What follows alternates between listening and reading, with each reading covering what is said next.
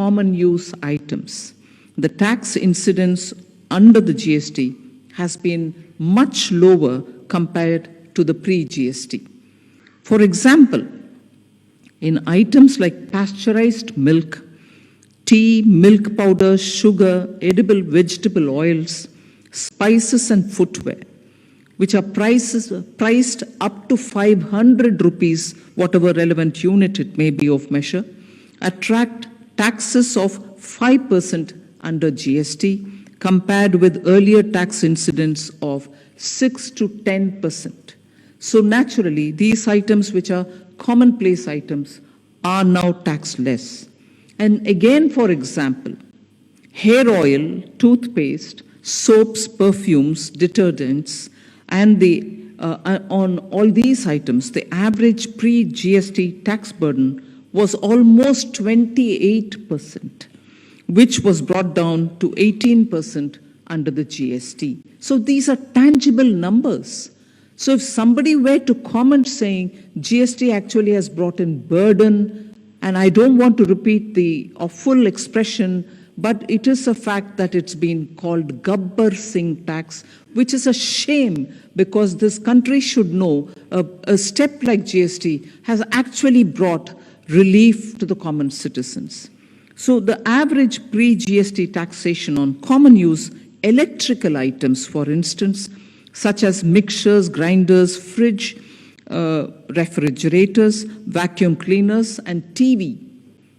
And all of them, the TV, for instance, I'm quoting 27 inches television, and washing machines, they were all at 31.5%, and now they've come down to 12% under GST, and these are no longer luxury items.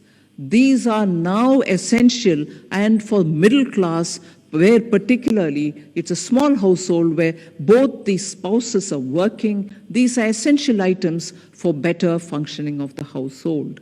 And if this has been brought down to 12%, we can understand that from an ordinary toothpaste up to these kind of items, prices coming down is actually benefiting the ordinary citizen. Many bathroom and toilet tile fittings, doors, windows, and frames were earlier taxed at an average of 28%. Now they are all brought down to 18%. So I'm purposely giving, it's not as if the officials here who have actually worked in implementing the system do not know the figures. But we also have a very eminent set of senior journalists seated here.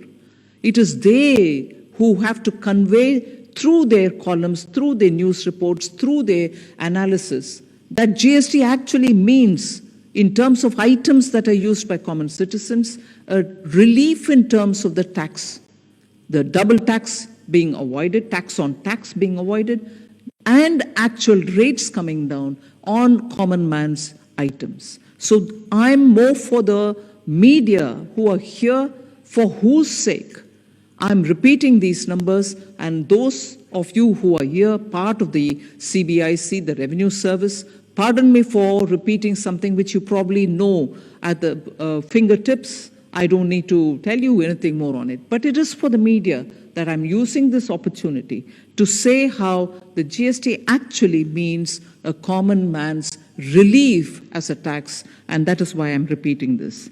Now, movie tickets. Again, I remember I was in Commerce Ministry, and at that time, at the introduction of GST, there were a lot of confusion prevailing. Movie tickets, at least in some states, because of GST, the rates were coming down, the local authorities imposed their own taxes. But the impression which went around among common people was, because of GST, even movie in a very inexpensive theater is now being charged highly. But that wasn't the case. Movie tickets, which were taxed at almost 35%, were brought down to 12% for tickets up to 100 rupees and to 18% for tickets more than 100 rupees. That was GST. But if locally some states saw a hike in the rates, it wasn't due to GST.